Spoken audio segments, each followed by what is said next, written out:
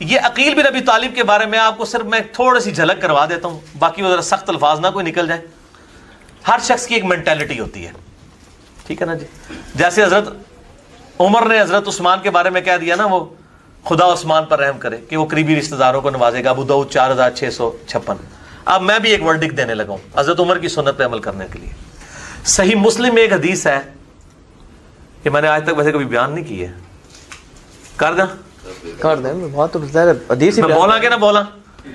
اچھا، صحیح مسلم میں حدیث ہے کہ نبی صلی اللہ علیہ وآلہ وسلم سے پوچھا گیا کہ آپ یہ حج کے بعد، یہ چائے آئی ہے اور یہ بسکٹ وغیرہ، میں نے بسکٹ نہیں، میں نے صرف چائے تھے رکھو. آپ یہ بتائیے کہ یہ حج کے بعد، شاید جی میرے الربو چاہ لوں بسکٹ نہ لگ جانا. اچھا یہ بتائیے کہ حج کے بعد آپ مکہ شریف واپس آئیں گے یا مدینے میں ہی رہیں گے؟ یہ صحیح مسلم میں حدیث ڈھونڈنا بڑا آسان ہے. مکتبۃ الشاملہ میں آپ عقیل لکھ دینا، ٹھیک ہے، عقیل نام کے بڑے تھوڑ لو تو یہ حدیث کھل جائے گی آپ کو مسلم شریف میں. نمبر نہیں بتا رہا میں، اس لیے بتا رہا ہوں جو مولوی ہیں ان کے لیے بتا رہا ہوں کہ مکتبہ شاملہ ڈھونڈ لینا. تواڈے بزرگاں نے دسی میں پہ دسنا، تواڈے بزرگاں نے دسی میں پہ دسنا، تواڈے بزرگاں نے دسی میں پہ دسنا. تو یہ بتائیے کہ آپ مکہ شریف واپس جائیں گے یا رہیں گے یا مدینہ سے واپس آ جائیں گے؟ تو آپ صلی اللہ علیہ وسلم فرمایا عقیل نے کوئی ہماری جداد چھوڑی ہے مکے میں؟ سب کچھ ہی بیچ کے کھا گیا. تو اس نے کچھ چیز چھوڑی ہو تو ہم مکے میں رہیں. ہمارا تو مکان پورا بنو ہاشم کے ساری جداد بیچ کے کھا گیا ہے عقیل ابن ابی طالب. اب یہ جو سارے الفاظ ہیں صحیح مسلم کا نام لے کر انجینئر صاحب نے بیان کیے ہیں، ہم انجینئر صاحب سے مطالبہ کرتے ہیں کہ آپ کے پاس ساری زندگی مہلت ہے، ساری زندگی آپ کو مہلت ہے، قیامت تک مہلت ہے. آپ یہ الفاظ صحیح مسلم سے پیش کریں. آپ نے صریحاً جھوٹ بولا ہے، بہتان باندھا ہے محمد الرسول اللہ صلی اللہ علیہ وسلم. کل قیامت کا دن ہوگا، محمد الرسول اللہ صلی اللہ علیہ وسلم کا بھی ہاتھ ہوگا آپ کے گریبان پہ. ٹھیک ہے کہ ایسی بدبختی ہے کہ محمد الرسول اللہ صلی اللہ علیہ وسلم پر جھوٹ باندھنے سے باز نہیں آئے. من کذب علیہ متعمدا فلیتبوأ مقعدہ من النار. محمد الرسول اللہ صلی اللہ علیہ وسلم فرما گئے ہیں کہ جس نے میرے ذمہ کوئی جھوٹی بات باندھی اس کا ٹھکانہ جہنم ہے. تو مرزا صاحب اللہ سے ڈر جائیں. ہم آج بھی آپ کو دعوت دیتے ہیں توبہ کر لیں، سر عام معافی مانگے کہ محمد الرسول اللہ صلی اللہ علیہ وسلم پر آپ نے بہتان باندھا کہ آپ نے فرمایا کہ اس نے کوئی چیز چھوڑی ہو تو ہم مکہ میں رہیں. ہمارا تو مکان پورا بنو ہاشم کی جائیداد بیچ کے کھا گیا ہے عقیل بن ابی طالب. یہ جو الفاظ ہیں کہ ہمارا مکان بھی کھا گیا ہے اور بنو ہاشم کی ساری جائیداد کھا گیا ہے عقیل بن ابی طالب، یہ الفاظ کہاں ہیں انجینئر صاحب؟ اور صحیح مسلم کی وہ حدیث آپ خود نکال کے پڑھیں. انجینئر صاحب سے بھی مطالبہ کریں ناظرین اور سامعین کہ بتاؤ بھی وہ الفاظ کہاں ہیں. اب وہ الفاظ ہم آپ کے سامنے یہاں رکھ دیتے ہیں. وہ الفاظ کیا ہیں؟ اب ان الفاظ کی بنا پر جن میں ایسی کوئی بات سرے سے ہے ہی نہیں، اپنی طرف سے جھوٹ باندھ کر، بہتان باندھ کر، اور کہتے ہیں کہ یہ میں نے آپ کو ہلکی سی جھلک کروائی ہے مینٹیلٹی کی، تھوڑی سی مینٹیلٹی بتائی ہے. میں کوئی گستاخی نہیں کر رہا. یہ جو مینٹیلٹی نعوذ باللہ جو انہوں نے ڈیولپ کی ہے اپنے دماغ میں سیدنا عقیل رضی اللہ عنہ کی، اور اپنے سامعین کے دماغ میں ڈیولپ کرنے کی کوشش کی ہے، یہ کس قدر خیانت پر مبنی ہے. صحیح مسلم کی حدیث کیا ہے؟ سیدنا اسامہ بن زید رضی اللہ عنہ بیان کرتے ہیں کہ انہوں نے رسول اللہ صلی اللہ علیہ وسلم سے پوچھا کہ اللہ کے رسول آپ مکہ میں اپنے گھر میں ٹھہریں گے؟ تو آپ صلی اللہ علیہ وسلم نے فرمایا کہ کیا عقیل رضی اللہ عنہ نے کیا ہمارا کوئی گھر چھوڑا ہے؟ ہمارے لیے کوئی گھر یہاں چھوڑا ہے مکہ میں کوئی؟ اچھا آگے الفاظ جو تھے وہ سارے ہضم کر گئے انجینئر صاحب، کیونکہ انہیں پتہ تھا کہ میرا جھوٹ یہاں پکڑا جانا ہے اور میری اس خیانت اور میرے اس بہتان کا کچا چٹھا کل جانا ہے. الفاظ کیا تھے؟ وَقَانَ عَقِيلٌ وَارِثَ أَبَا طَالِبٍ هُوَ وَطَالِبٌ. اصل حقیقت یہ تھی کہ رسول اللہ صلی اللہ علیہ وسلم نے یہ کیوں فرمایا کہ عقیل نے ہمارے لیے کوئی گھر نہیں چھوڑا ہے.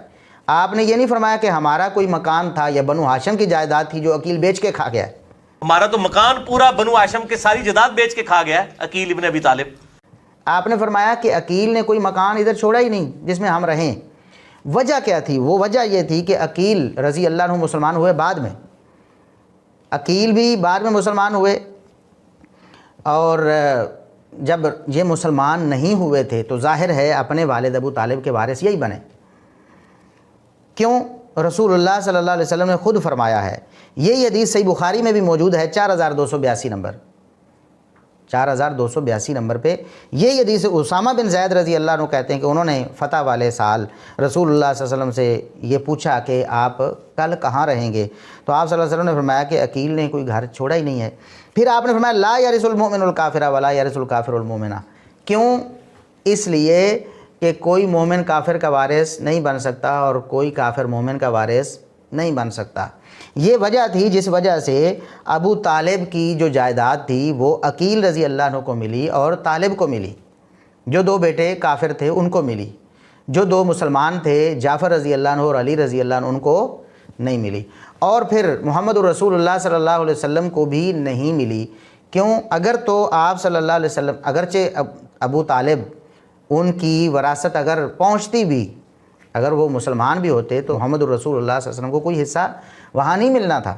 ہاں، وراثت کے قوانین نازل ہونے سے پہلے، چونکہ آپ صلی اللہ علیہ وسلم کی کفالت ان کے ذمہ تھی، تو ہو سکتا تھا کہ وراثت کے قوانین سے پہلے آپ کو وہ گھر مل جاتا جس گھر میں آپ رہتے تھے، وہ گھر حقیقت میں ابو طالب کا تھا۔ لیکن جب احکامات میراث نازل ہو گئے تو اس کے بعد نبی کریم صلی اللہ علیہ وسلم کا کوئی حصہ وہاں نہیں تھا۔ تو حصہ کن کا تھا؟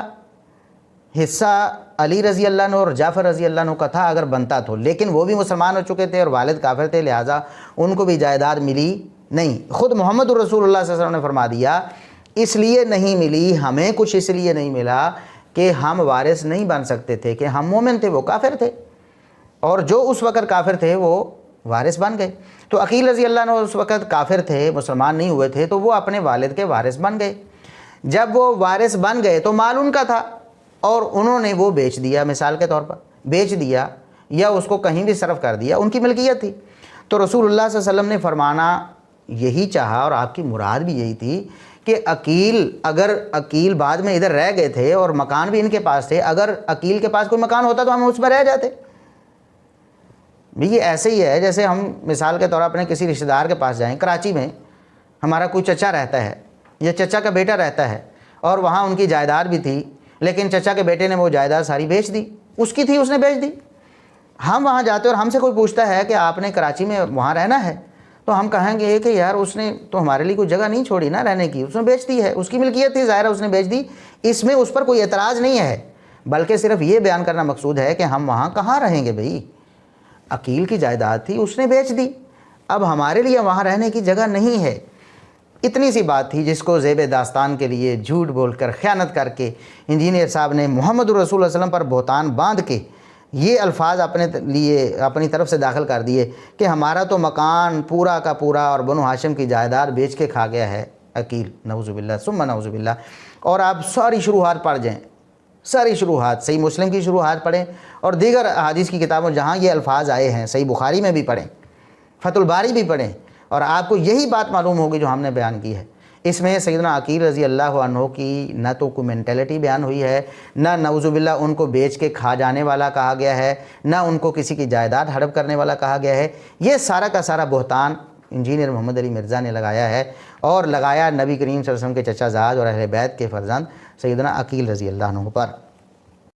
أنا لست شيعيا أسب صحابة أو ناصبيا ضد آل محمد، أنا لست صوفيا أطوف بقبة، أنا لست ممن يدخل القبر مسجدي، ولست يهوديا ولست برافضي.